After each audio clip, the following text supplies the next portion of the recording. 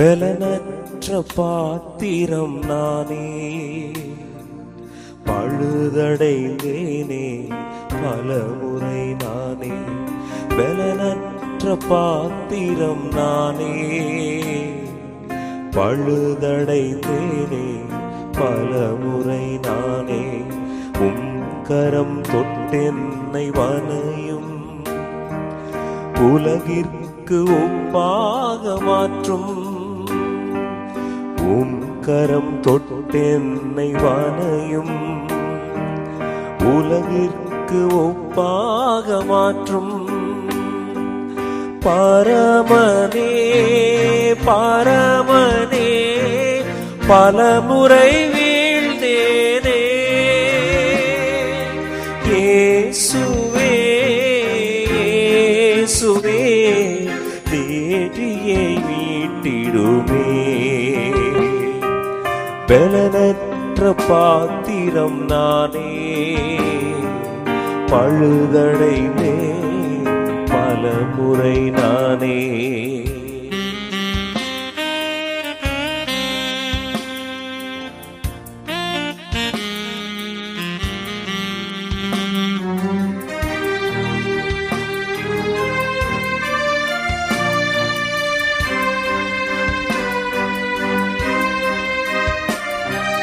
தனிமையில் வெறுமையில் தவிக்கையில், தவறான எண்ணங்கள் ஆட்கொள்கையில். தனிமையில் வெறுமையில் தவிக்கையில், தவறான எண்ணங்கள் ஆட்கொள்கையில். தாவீதின் மனதை மாற்றியவர், தயவாக என்னையும் சாயலாக்கும். தாவீதின் மனதை மாற்றியவர், தயவாக என்னையும் சாயலாக்கும். பரமனே பரமனே பலமுறை வீழ்ந்தேனே. தேவனே தேவனே தேற்றியே மீட்டிடுமே. பலனற்ற பாத்திரம் நானே, பழுதடைந்தேன் பலமுறை நானே.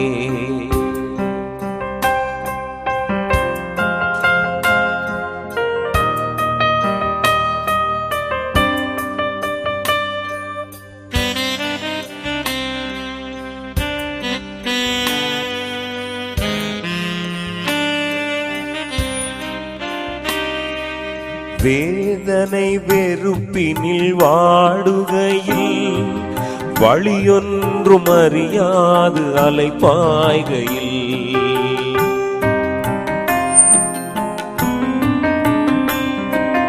வேதனை வெறுப்பினில் வாடுகையில், வழியொன்றும் அறியாது அலைபாய்கையில்.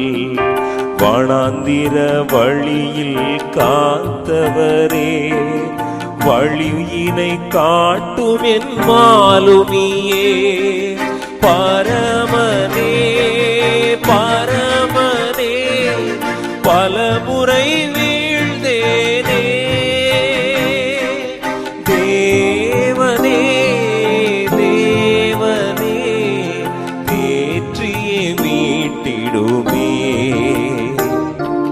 பலனற்ற பாத்திரம் நானே, பழுதடைந்தேன் பலமுறை நானே.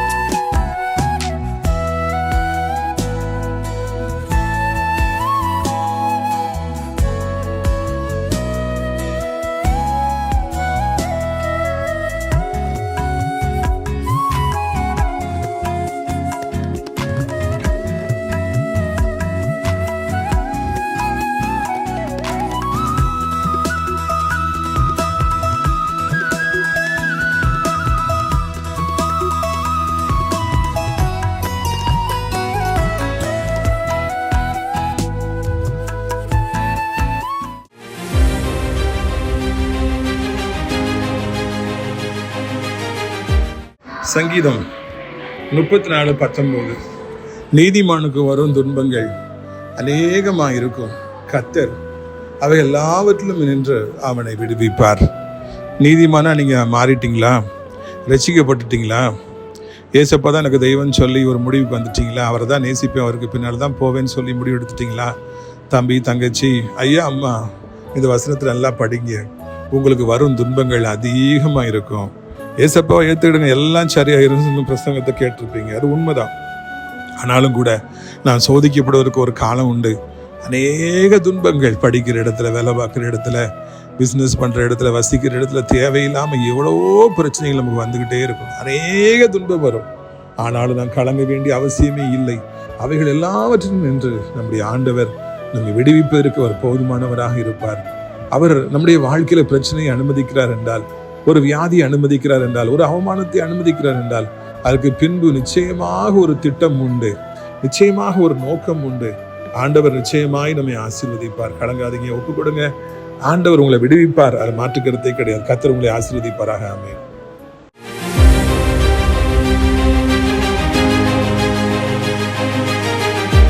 சிறியவனை பொழுதிலிருந்தும் எளியவனை குப்பையிலிருந்தும் எடுத்து உயர்த்தி ராஜாக்களோடும் பிரபுக்களோடும் வந்திருக்க செய்கிற அருமை ஆண்டவர் இயேசு கிறிஸ்துவின் இனிதான நாமத்தினாலே இந்த சத்தத்தை கேட்கின்ற அனைத்து தேவனுடைய பிள்ளைகளுக்கும் என்னுடைய அன்பான வாழ்த்தல்கள். நீங்கள் கோடா கோடியாய் பெருகுவீர்களாக, உங்களுடைய பிள்ளைகள் கோடா கோடியாய் பெருகுவார்களாக என்று வாழ்த்துகிறேன். பிரியத்துக்குரியவர்களே, இந்த வாரம் சனிக்கிழமை கர்த்தருக்கு சித்தமானால் ஆசிரியர் தேவனுடைய மாளிகையில் வைத்து காலை 10 மணிக்கு விடுதலையின் கூட்டம் நடைபெறும். ஆயிரக்கணக்கான ஜனங்கள் மாதந்தோறும் வந்து விடுதலை பெற்று செல்கிறார்கள். நீங்களும் வந்து இயேசு கிறிஸ்து அங்கு செய்யும் அதிசயங்களை பார்த்து நீங்களும் ஒரு அற்புதத்தை பெற்று செல்லும்படியாக அழைக்கின்றோம். வியாதியா, பிசாசின் போராட்டமா, நெருக்கமா, நீங்கள் தயவாய் வாருங்கள், வந்து விடுதலை பெற்று செல்லுங்கள். கூட்டத்தின் இறுதியில் உங்களுக்காக நானும் சகோதரன் ஜோசப்பன், கர்த்தருடைய வல்லமையான பயன்படுத்தப்படுற பாத்திரம், வருவேல் செய்கிற யார் ஆசிரியத்தை சார்ந்தவங்க எல்லாரும் இணைந்து உங்களுக்காக ஜெபிப்போம். இயேசு உங்களுக்கு விடுதலை தருவார். அது மாத்திரமல்ல, அனைவருக்கும் சிறப்பான விருந்தும் பரிமாறப்படும். இந்த நாட்களில் அடைக்கலான் குருவி முதியோர்களும் உங்களுக்காக காத்திருக்கிறது. நீங்கள் தாராளமாக வரலாம். எல்லா இடங்களும் ஃப்ரீயாக இருக்குது, ஏக்கர் கணக்கில் இடம் இருக்குது. இருந்தோறும் நல்ல உணவு வயிற்றுக்கு, ஆத்மாவிற்கும் நல்ல உணவு கிடைக்கிறது. எனவே வந்து பங்கு பெறுங்கள், வந்து தங்கிருங்கள். கர்த்தர் உங்களை ஆசீர்வதிப்பார். உபாகமம் 34 அதிகாரம், அதாவது கடைசி அதிகாரம், முதல் வசனத்திலிருந்து வாசிக்க விரும்புகிறேன். பின்பு மோசே மோவாபின் சமனான வெடிகளிலிருந்து எரிகோவுக்கு எதிரான நேபோ மலையில் இருக்கும் பிஸ்காவில் கொடுமுடியில் ஏறினான். அப்பொழுது கர்த்தர் அவனுக்கு தான் மட்டுமுள்ள கீலேயா தேசம் அனைத்தையும், நப்தலி தேசம் அனைத்தையும், எப்ராயிம் மனாசா என்பவர்களின் தேசத்தையும், கடைசி சமுத்திரம் வரைக்கும் உள்ள யூதா தேசம் அனைத்தையும், தென்புறத்தையும், சோவார் வரைக்கும் உள்ள பெருச்சமரங்களின் பட்டணம் என்னும் ஊர் முதற்கொண்டு எரிகோவின் பள்ளத்தாக்கிய சமனான பூமியும் காண்பித்தார். கர்த்தர் அவனை நோக்கி, நான் உங்களுக்கு கொடுப்பேன் என்று ஆபிரகாமுக்கும் ஈசாக்குக்கும் யாக்கோவுக்கும் ஆணையிட்ட தேசம் இதுதான், இதை உன் கண் காணும்படி செய்தேன். இது லாஸ்ட் பேஜில் நிற்கிறார் மோசஸ். 120 இயர்ஸ் அவங்க அந்த லாஸ்ட் 40 இயர்ஸ் வந்து கடைசி 40 வருடங்கள் வந்து ஆண்டவர் மகிமையாக மோசையை பயன்படுத்தினார். மோசையுடைய வாழ்க்கையில் அந்த கிடைத்த அந்த ஆசீர்வாதங்கள், அவருக்கு ஆண்டவர் கொடுத்த மகிமைகள், அவரை வல்லமையாய் பயன்படுத்திய விதங்கள், அவர் மூலமாய் ஆண்டவர் செய்த அற்புதங்கள், அவர் ஆண்டவரோடு முகமுகமாய் பேசிய அந்த நிமிடங்கள், அவருக்கு ஜனங்கள் எல்லாரும் பயந்த அந்த காலங்கள், கையை நீட்டினாலே அதிசயம், அற்புதம், எதிரிகளெல்லாம் அவரை கண்டு நடுங்கியது, ஒரு மிகப்பெரிய தலைவனாக அவர் உருவெடுத்தது, ஆண்டவர் அவருக்கு பேச்சு வல்லமை தந்தது, பார்வோன் மற்றும் எகிப்திய சேனையை அவர் மூலமாக ஆண்டவர் அழித்தது, லட்சம் ஜனங்களுக்கு தன்னிகரற்ற தலைவராக அவர் உருவெடுத்தது, அவருடைய பழைய வேதனைகள், கசப்புகள் எல்லாம் மறக்கப்பட்டது. எல்லாமே அந்த கடைசி 40 வருடங்கள். இதை போல எங்குமே நீங்கள் காண முடியாது.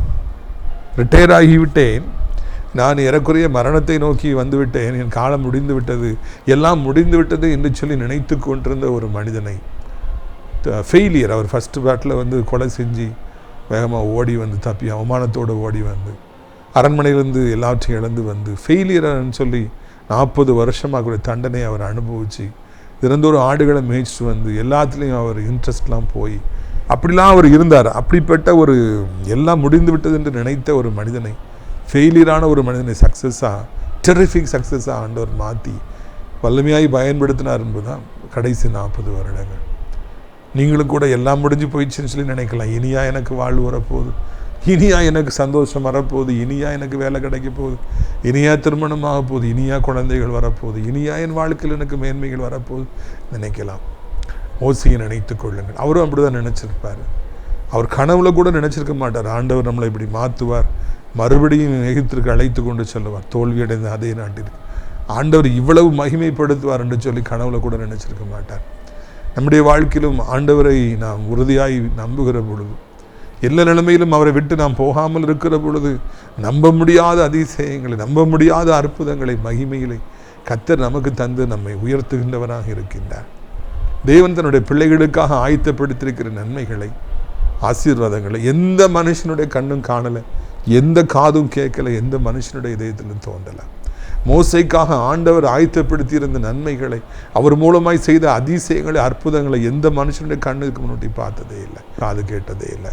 அதை போலவே உங்களுக்காக ஆண்டவர் வைத்திருக்கிற நன்மைகள், உங்களுக்கு ஆண்டவர் செய்ய போகிற அதிசயங்கள், அற்புதங்களை ஒரு காலம் ஒரு மனிதனும் கேட்டிருக்கவே முடியாது, எந்த காலத்திலும் அது அறிந்திருக்கவே முடியாது. அந்த அளவிற்கு ஆண்டவர் மிகப்பெரிய நன்மைகளை உங்களுக்காக வைத்திருக்கிறார் என்பதுதான் இந்த நாளிலே நான் கற்றுக்கொள்ள வேண்டிய ஒரு காரியம்.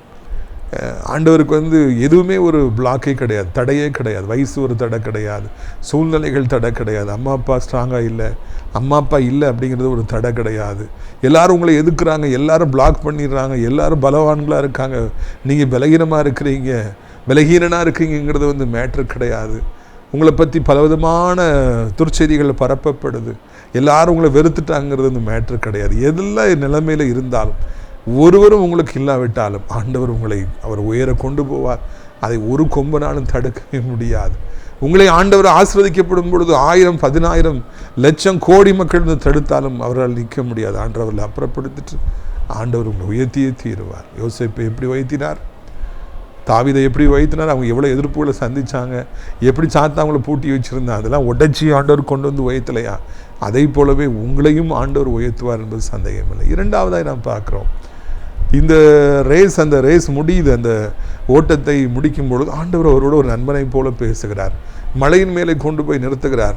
இந்த இடம் எல்லாம் பார்த்துக்க மகனே, இவ்வளோ செழிப்பான இந்த இடங்களை எல்லாம் நான் இஸ்ரவேலுக்காக நான் ஆயத்தப்படுத்தி, தாயின் முதல் பெயர் சபா வரைக்கும், எரிகோ முதல் வரைக்கும், எரிகோ எல்லா எல்லா இடத்தையும் நான் ஆயத்தப்படுத்தி வைத்திருக்கிறேனப்பா. இவ்வளவு நான் காலம் இந்த மக்களெல்லாம் நீ கூட்டு வந்தல்ல, நீ அழைச்சிட்டு வந்தல்ல, நான் உனக்கு உதவி செஞ்சேன்ல, நீ உண்மை உத்தமமான இவனை அழைச்சிட்டு வந்த, இந்த ஜனங்கள் இந்த இடத்துக்கு தான் ஏன் போகிறாங்க மகனே என்று அவருக்கு எல்லாவற்றையும் கூட்டி போய் காண்பித்தாரா. அங்கே எசேக்கியா ராஜா வியாதிப்பட்டிருந்த பொழுது ஆண்டவர் கிருபையாகி மரணத்தில் உள்ளே போயிட்டார். எல்லாம் முடிஞ்சு போச்சு, நீ காரியத்தை ஒழுங்கு பண்ணுங்கிற அளவுக்கு வந்தாச்சு. அவர் அழுததுனால, அவர் ஆண்டவர்கிட்ட இறக்க கெஞ்சினதுனால ஆண்டவர் கண்களை வெளியில் கண்ணீரை பார்த்து அவர் ஜெபத்தை கேட்டு ஆயுசு காலங்களை கிருபையாக கொடுத்தார்.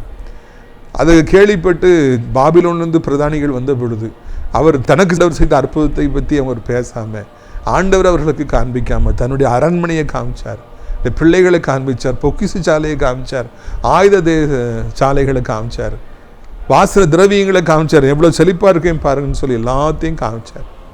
அது நிமித்தமாய் சாபத்தை பெற்றார், அழிந்து போன அவருடைய பிள்ளைகள் எல்லாம் சபிக்கப்பட்டு போனார்கள்.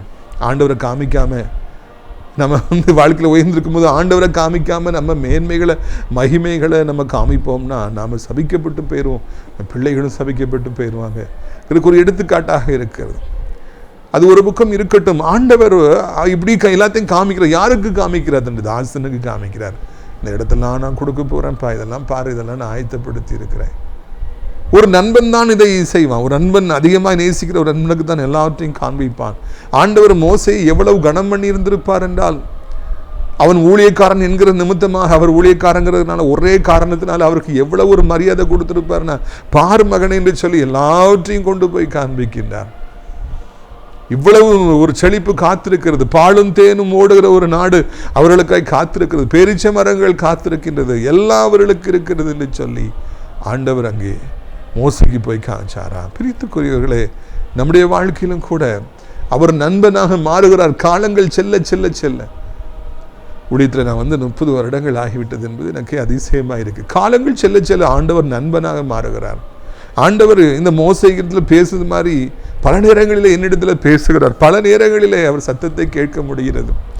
எனக்கு மாத்திரமில்லை, யாரெல்லாம் உண்மையாக ஆண்டவரை தேடுகிறார்களோ, ஊழியம் செய்கிறார்களோ, அத்தனை பேருக்கும் இந்த அனுபவத்தை ஆண்டவர் கொடுக்கிறார். அவர் நண்பனாய் மாறுகிறார். எல்லாவற்றையும் காண்பிக்க ஆரம்பிக்கின்றார். ஒரு ஊழியக்காரனுக்கு முதல் காரியமே ஒரு வீட்டுக்கு போய் ஜெபிக்கும் பொழுது அங்கே இருக்கிற சத்துருவின் கிரியைகளை, அங்கே இருக்கிற போராட்டங்களை, காரணங்களை ஆண்டவர் காண்பிப்பார். அது மாத்திரமல்ல, அவர்களுக்கு இன்ன விதமான ஆசீர்வாதங்கள் காத்திருக்கிறது என்பதை காண்பிப்பார். ஒரு முழங்கால் படுகிற பொழுது, ஒரு வாலிபன் வாலிப மகள் முழங்கால் படுகிற பொழுது கர்த்தர் எல்லாவற்றையும் காண்பிப்பார். இவனை குறித்து இவளை குறித்து திட்டத்தை வைத்திருக்கிறேன் என்பதை ஆண்டவர் காண்பிப்பார். ஆண்டவர் ஊழியக்காரர்களுக்கு எல்லாவற்றையும் காண்பிப்பார். தரிசனங்களை காண்பிப்பார். கண்களை திறப்பார். இதுதான் அடிப்படை பாடம். யாரை ஆண்டவர் நேசிக்கிறாரோ அவர்களுக்கு எல்லாவற்றையும் காண்பிப்பார். அவர்களுக்கு எல்லாவற்றையும் திறந்து காண்பிப்பார். பார், இதுதான் என் திட்டம், பார், இதைத்தான் நான் கொடுக்க போகிறேன் என்று சொல்லி ஆண்டவர் பார்ப்பார். எலியா தீர்க்கதரிசி ஒரு முறை அவன் ஒரு சீரிய நாட்டு தளபதியை பார்க்கும் பொழுது பார்த்து முறைக்கிறார். அவர் வெக்கப்பட்டு போயிறாரு. நீ இவ்வளோ பெரிய தீர்க்கதரிசி, என்னை பார்த்து முறைக்கிறீங்க. அவர் நடுங்கிறாரு. ஏன் என்னை பார்த்து முறைக்கிறீங்க? நான் என்ன தப்பு செஞ்சேன்? நீ வருங்காலத்தில் இஸ்ரவேலில் இவ்வளோதான் நீ பிரச்சனை பண்ண, இத்தனை போர் தொடுத்து வர, இவ்வளோ வேற நீ கொள்ளுவேன், சிவத்தில் அடித்து கொள்ளுவார்னு சொல்லி ஆண்டவர் சொன்னார். நானா ஒரு செத்த நாய், நான் எப்படி இதெல்லாம் செய்ய போகிறேன்னு அவர் கேட்குறாரு. நீ தான் சீரியாவுக்கு ராஜாவை போகிறேன்னு ஆண்டவர் சொல்கிறாரு. 1 வருடத்துக்கு பிறகு, 10 வருடத்துக்கு பிறகு இந்த மனிதன் மூலமாக இப்படியெல்லாம் காரியங்கள் நடக்க போகிறது என்பதை ஆண்டவர் எலியாவுக்கு ஒரு பிக்சர் போட்டு காமிக்கிறாரு. எலியாவுக்கு அப்படியே கண்களில் தெரிகிறது. இவன் குதிரைகளில் வருவது, ரதங்களில் வருவது, யுத்தம் செய்வது, இஸ்ரவேலில் சண்டை போடுவது, மக்களை அழிப்பது, கொள்ளுவது, ஈவிரக்கம் இல்லாமல் இவன் செயல்படுற காரியங்கள், காட்சிகள் அப்படி படம் மாறி கண்ணுக்கு போகுது. இவன் ராஜாவாய் மாறப்போகிறான் என்பதை ஆண்டவர் சொல்றாரு. உடனேதான் ஆண்டவர் சொல்றாரு, நீ சீரியாவுக்கு ராஜாவாய் மாறுவாய் என்று ஆண்டவர் சொல்கிறார்னு சொல்லி அவர் சொன்னாரா. பழைய ஏற்பாட்டு தீர்க்கதரிசிகளுக்கு ஆண்டவர் கொடுத்த அந்த அனுபவங்கள் இன்னைக்கு எங்கே என்று நான் கேட்கும்படியாய் விரும்புகிறேன். ஆண்டவர் அவர்களுக்கு எல்லாவற்றையும் காண்பித்தார். இன்றைக்கு ஏன் ஊழியக்காரர்களுக்கு ஆண்டவர் காண்பிப்பது இல்லை? ஏன் இன்றைக்கு இந்த ஊழியக்காரர்களுக்கு ஒருத்தர் பார்த்த உடனே இப்படிலாம் நடக்க போகுதுங்கிற காட்சிகள் வருவதில்லை? இன்னைக்கு இப்படிதான் நடக்கும் என்று சொல்லி ஜனங்கள் ஏன் அந்த அறிவு இல்லாமல் போய்விட்டது? அந்த வெளிப்பாடுகள் என்று ஒன்று உண்டே, ஆண்டவர் எல்லா காரியங்களையும் காண்பிப்பாரே, ஆனால் இன்றைக்கு அப்படி இல்லையே என்பது வருத்தமாக இருக்கிறது. ஆனாலும் ஆண்டவருக்கு பிரியமாக இருக்கும் பொழுது நமக்கு அதை அவர் செய்கின்றவராக இருக்கிறார். எல்லாவற்றையும் காண்பிப்பவராக இருக்கின்றார். மோசேக்கு ஆண்டவர் எல்லாவற்றையும் காண்பித்தார். இப்படியாக நான் செய்வேன், அப்படியாக செய்வேன், இஸ்ரவேல் ஜனங்களுக்காக இத்தனை காலங்களாக நான் ஆயத்தப்படுத்தி வைத்திருந்த செழிப்பான இடம் இதுதான்ப்பா, நீ பார்த்துக்க. ஆபிரகாம் இடத்துல சொல்லுகிறார், என் தாசனாகிய ஆபிரகாமுக்கு நான் மறைப்பேனோ? சோதோமை அழிக்க போறேன், கொமோராவை அழிக்க போறேன், அங்கே ஜனங்களுடைய பாவம் உச்சக்கட்டத்தை எட்டி இருக்குது. ஆனாலும் என் மகனை அதை நான் உன்ட்ட சொல்லாமல் நான் எப்படி பார்ப்பேன், செய்வேன்? நான் உன்ட்ட சொல்லித்தான் என்னால் செய்ய முடியும்ப்பா. என்னுடைய நண்பன், நீ என்னுடைய பிள்ளை, என்னுடைய தாசன். ஒரு சாதாரண மண்ணிலிருந்து வந்த ஆபிரகாமுக்கு ஆண்டவர் எவ்வளவு ஒரு பிரிவிலேஜ் கொடுக்கிறாரு, எவ்வளவு கனம் பண்றாரு. தன்னை நேசிப்பவர்களை ஆண்டவர் எவ்வளவாய் நேசிக்கிறார். அவர்களுக்கு எவ்வளவு ஒரு நண்பன் சொல்லி எவ்வளவு முக்கியத்துவம் கொடுக்குறார். அவங்கள்ட்ட கன்சல்ட் பண்ணணும், உங்களுக்கு காண்பிக்கணும்னு சொல்லி ஆண்டவர் நினைக்கிறார். இன்னைக்கு அதே அன்பில் தானே ஆண்டவர் என்னையும் உங்களையும் நேசிக்கிறார். ஆபிரகாமை நேசித்த அதே அன்பினால் தானே என்னையும் உங்களையும் நேசிக்கிறார். இவருங்க மோசே ஆண்டவர் நேசித்தாரே, அதே அன்பினால் தானே என்னையும் உங்களையும் அவர் நேசித்திருக்கிறார். அதே பாச கயிறுனால தானே ஆண்டவர் என்னையும் உங்களையும் கெட்டி வச்சிருக்காரு, கெட்டி இழுத்தாரு. எங்கேயோ போயிட்டு இருந்து நம்மளை ஊழியக்காரனா மாத்தினாரு. வேற எதெல்லாமோ செய்ய நினைச்சிட்டு நம்மளை இங்க வா, ஏன் ஊழியத்தை செய், நான் உன்னை மனுஷங்களை பிடிக்கிறவங்கள மாத்துவேன்னு சொல்லி அவர் தானே கொண்டு வந்தாரு. அப்போ அவர் நமக்கு காண்பிக்காம இருப்பாரா? நமக்கு சொல்லிக் கொடுக்காம இருப்பாரா? சொல்லிக் கொடுப்பார். உங்களுடைய வாழ்க்கையில் இதுதான் ஆண்டு திட்டம் என்பதை ஆண்டவர் காண்பிப்பார். யோசேப்பு, இதுதான் என்னுடைய திட்டம், நீ வருங்காலத்தில் இந்த உலகத்தை நீ ஆளப்போகிற, எல்லாரும் காலை விழுவாங்க, இதுதான் என் திட்டங்கிறத காமிச்சாரா இல்லையா? சொப்பனங்கள் ஆண்டவர் காமிச்சாரா இல்லையா? காமிச்சார் இல்லையா? அதே போல உங்களை குறித்தும் பெரிய தேவ திட்டங்கள், உங்கள் பிள்ளைகளை குறித்து தேவ திட்டங்கள். அன்பு தம்பி, உன்னுடைய படிப்பு, உன்னுடைய கரியர், அதுக்கு பிறகு உன்னுடைய ஃபியூச்சரை குறித்து இருக்க தேவ திட்டங்களை காண்பிப்பார். அன்பு ஐயா, பிசினஸ், சின்ன பிசினஸ் பண்ணிட்டு இருக்கலாம், தோல்வி மேல் தோல்வியை சந்திச்சுட்டு இருக்கலாம். ஆண்டவர் காமிப்பார், இந்த பெரிய பிசினஸ்ல அவனுக்கு தரப்போறேன், உன்னை இப்படிலாம் உயர்த்த போறேன்னு சொல்லி காமிப்பார். இதுதான் ஆண்டவருடைய கிருபை, இதுதான் ஆண்டவருடைய இரக்கம் என்பதை மறக்க கூடாது. ஆண்டவர் மோசேக்கு காண்பித்தது போல உங்களுக்கும் அவர் காண்பிப்பார். காண்பிக்கவில்லை என்றால் அவர்கிட்ட கேளுங்க. ஆண்டவர் என்னையும் உமக்கு நெருக்கமானவனாய் மாற்றுங்க, என்னையும் உங்களுடைய நம்பிக்கைக்கு பாத்திரனாய் மாற்றுங்க. நான் முயற்சிப்பேன், உமக்கு உண்மையாக இருக்க முயற்சிப்பேன். உண்மையாக இருப்பது கடினம். இந்த உலகம் அவ்வளவு மோசமான ஒரு உலகமாக ஆனாலும் நான் மோசையை போல, ஆபிரகாமை போல, யோசேப்பை போல உமக்கு பிரியமாய் நடக்க முயற்சிப்பேன். உன் நம்பிக்கைக்கு பாத்திரனாக இருக்க நான் முயற்சிப்பேன் என்று சொல்லி நீங்கள் ஜெபியுங்கள். அப்பொழுது ஆண்டவர் எல்லாவற்றையும் உங்களுக்கு காண்பிப்பார். காமிச்சாதான் இந்த பூமியில் நம்ம வாழ முடியும், வெற்றியுள்ள வாழ்க்கை வாழ முடியும். துன்மார்க்கருக்கும் கர்த்தரை அறியாதவர்களும் கோடி கோடியாக இருக்காங்க. அவங்களுக்கு அடுத்து என்ன நடக்க போகுது நிச்சயமாக தெரியாது. நிறைய பேர் இந்த மாதிரி ஆட்கள்லாம் தேடி போகிறாங்க. அவங்களுக்கு சாத்தான் பாஸ்டன்ஸு சொல்லுவான், இப்போ நடக்கிறது கூட ஒன்று ரெண்டு சொல்லுவான். ஆனால் வருங்காலத்தில் நடக்க போகிறது அவனுக்கு தெரியாது. அது ஆண்டவருக்கு மாத்திரம்தான் தெரியும். ஆண்டவர் ஒருவரே உங்களை வாழ்க்கையில் இப்படியாக செய்வேன் என்று சொல்லி சொல்லுவார். அப்படியாக செய்வேன், உன்னை இப்படி ஆசீர்வதிப்பேன், அப்படி ஆசீர்வதிப்பேன்னு சொல்லி ஆண்டவர் சொல்லுவார். சொல்றது மாத்திரமல்ல, வருங்காலம் வரும்பொழுது அதை செய்யவும் செய்வார். அந்த அளவுக்கு ஒரு அன்பான தெய்வம், அந்த அளவுக்கு அக்கறை உள்ள ஒரு தெய்வம், அந்த அளவுக்கு உங்கள் வாழ்க்கையில மிகப்பெரிய திட்டங்களை வைத்திருக்கிற ஆண்டவர் இன்றைக்கு உங்களோடு பேசுறார். எங்க போறேன்னே தெரியல, எல்லாம் குழப்பமா இருக்கியா அப்படின்னு சொல்லி ஒரு கவலையோடு உட்கார்ந்துருக்கலாம். நான் ஆண்டவர் பாருங்க, இவ்வளவு இடங்களை உங்களுக்கு வச்சிருக்காரு. மோசைக்கு வச்சு காமிச்சது மாதிரி உங்களுக்கும் நிறைய இடங்களை ஆண்டவர் வச்சிருக்காரு. இந்த பிசினஸ் அந்த பிசினஸ் வச்சிருக்காரு, இந்த ஊர்ல அந்த இடம் இந்த இடம் எல்லாத்தையும் உனக்கு தான் நான் வச்சிருக்கேன்ப்பா, உனக்கு தான் நான் தரப்போறேன் என்று ஆண்டவர் உன் சந்ததிக்கு தான் தரப்போறேன்னு சொல்லி ஆண்டவர் காமிக்கிறார். அந்த அளவுக்கு ஒரு நன்மையான தெய்வம். இஸ்ரவேல் ஜனங்களுக்காக நிச்சயமாக அவர் இடங்களை ஆயத்தப்படுத்தி வைத்திருந்தது போல உங்களுக்கும் அவர் நிச்சயமாக இடங்களை ஆயத்தப்படுத்தி வைத்திருக்கிறார் என்பதுதான் நல்ல காரியமாக இருக்கிறது. பிரியத்துக்குரியவர்களே, இதை நீங்கள் மனதில் வைத்துக் கொள்ளுங்கள். நீங்கள் சந்தோஷமாக இருக்க வேண்டும் என்பதுதான் தெய்வ திட்டமாக இருக்கிறது. நீ கவலைப்படுவது ஆண்டவர் சித்தம் அல்ல, நம்பிக்கையற்று இருப்பது கர்த்தருக்கு சித்தம் அல்ல, சோர்ந்து போயிருப்பது கர்த்தருக்கு சித்தம் அல்ல, அடுத்து என்ன நடக்கும் என்று தெரியாமல் நீங்கள் வாழ்வது கர்த்தருக்கு சித்தம் அல்ல, குருடனாக நீங்கள் பிரயாணிப்பதும் எங்கே போகிறோம் தெரியாமல் ஒரு வேதனையோடு பிரயாணிப்பது, புத்தி பெதலிப்பது கர்த்தருக்கு சித்தம் அல்ல. எல்லாம் உங்களுக்கு ஆயத்தமாக இருக்கிறது, பந்தி ஆயத்தமாக இருக்கிறது போல உங்களுக்காக எல்லாத்தையும் ஆண்டவர் ஆயத்தப்படுத்தியிருக்கிறார். ஏற்ற காலத்தில் இதை சுதந்திரித்துக் கொள்ளுங்கள். நாம் ஜெபிக்கலாமா? கண்களை மூடுவோம், எல்லாரும் ஜெபம் பண்ணலாம். அப்பா பிதாவே, வானத்துக்கு பூமிக்கும் ஆண்டவரே, ஜோதிகளின் பிதாவாகிய தெய்வமே, இந்த நாளிலும் எங்களுக்காக இவ்வளவு நல்ல ஆசீர்வாதங்களை வைத்திருக்கிறேன் என்று அறிந்தும் துதிக்கிறோம். இப்பொழுதும் உடைய வல்லமை புறப்பட்டு செல்வதாக. ஆண்டவரே தோத்திரம், எவ்வளவு காரியங்களை நீ ஆயத்தப்படுத்தியிருக்கிறீர். எல்லாவற்றையும் ஆண்டவரை இன்றைக்கு நீ காண்பிக்க போறீங்க. இன்றைக்கு ராஜா ஸ்தோத்திரம், எல்லா மக்களுக்கும் ராஜா ஸ்தோத்திரம் அதிசயங்களை காண செய்ய போறீங்கப்பா. வானத்தையும் பூமியும் படைத்த கர்த்தருடைய வல்லமை இப்பொழுதே ஒவ்வொருவருக்குள்ளும் கடந்து செல்லட்டும். ஒவ்வொருவருடைய வாழ்க்கையிலும் கோணலான காரியங்களை கர்த்தாவே நீங்கள் செவைப்படுத்துங்கப்பா. சாத்தான், உன் கதை முடிஞ்சு போச்சு, உன் வாழ்க்கை முடிஞ்சு போச்சு, உன் பிள்ளையுடைய வாழ்க்கை முடிஞ்சு போச்சு, உன் பிஸ்னஸ் முடிஞ்சு போச்சு, உன் ஊழியம் முடிஞ்சு போச்சு, எல்லாம் முடிஞ்சு போச்சுன்னு சொல்கிறான். நீங்களோ இல்லைல்லப்பா, பாரு, இதெல்லாம் உனக்கு ஆயத்தப்படுத்தி வச்சுருக்கேன், அதெல்லாம் ஆயத்தப்படுத்தி வச்சுருக்கிறேன், நான் சொல்ல முடியாத நன்மைகளை உனக்காக ஆயத்தப்படுத்தி வச்சிருக்கிறேன்னு சொல்லி எங்களுக்கு காண்பித்து அதை ஏற்ற காலத்தில் தருகிற தெய்வமாக இருக்கிறேன். நன்றியப்பா. நீர் ஒன்றுமில்லாதவையிலிருந்து எல்லாவற்றையும் உருவாக்குற கர்த்தரப்பா. உமக்கு யாருடைய உதவியும் தேவையில்லையா, நீங்கள் நினைச்சதை செய்வீங்கப்பா. உங்களுடைய பிள்ளைகளுக்கு வாழ்க்கையில் 1000 10,000 கோடி பேர் வந்தாலும் ராஜா தடுத்தாலும் நீங்கள் தருகிற ஆசீர்வாதத்தை யாராலும் தடுக்க முடியாது. ஆண்டவரே தகப்பனை சோத்திரம் ஐயா, என் தகப்பன் அவ்வளவு வல்லமை உடையவர், சர்வ வல்லமை உடைய தேவன். நீ சொல்லாக நீர் கட்டில் நிற்கும். ஒரு வார்த்தை சொல்லுங்க, இப்பொழுது வியாதிகள் நீங்கட்டும், மரண கட்டுகள் தெரித்து போகட்டும், பலகீனங்கள் தெரித்து போகட்டும், வியாதிகள் புண்கள் கட்டிகள் சாத்தானுடைய எல்லா கிரிகள் நோய் தொற்று கிருமிகள் எல்லாம் மறைந்து உடைய பிள்ளைகள் உயிர் பெற்று எழ நீண்ட சாட்சியாய் உமக்காய் வாழ உதவி செய்யுங்க. உயிருள்ள சாட்சியாய் நிற்க உதவி செய்யுங்க. ஏசப்பாவால் சுகமாக்க முடியாத வியாதி என்று ஒன்றும் இல்லை. ஏசப்பாவால் தீர்க்க முடியாத ரோகம் சாபம் அப்படின்னு ஒன்றும் இல்லை. ஏசப்பாவால் துரத்த முடியாத பேயின்னு ஒன்றும் இல்லை. ஆண்டவரை உடைக்க முடியாத செய்வனன்னு ஒன்றும் இல்லை.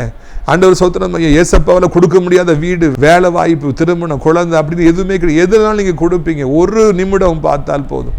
இந்த கருணையின் கண்கள் ஒரு நிமிடங்கள் மேலே பட்டா போதும்ப்பா. யாரெல்லாம் இப்பொழுது இந்த ஜெபத்தில் இணைந்து கண்ணீரோடு ஜெபிக்கிறார்களோ அவர்கள் ஒவ்வொருவருக்கும் ஒரு அற்புதத்தை செய்து அவருடைய வாழ்க்கையில் மிகுந்த பெரிய சந்தோஷத்தை ஏற்படுத்த தாங்க முடியல, வேதனையை தாங்க முடியல, கண்ணீரை தாங்க முடியலன்னு சொல்கிற ஒவ்வொருவருக்கும் ராஜா நீங்கள் உதவி செய்யுங்க.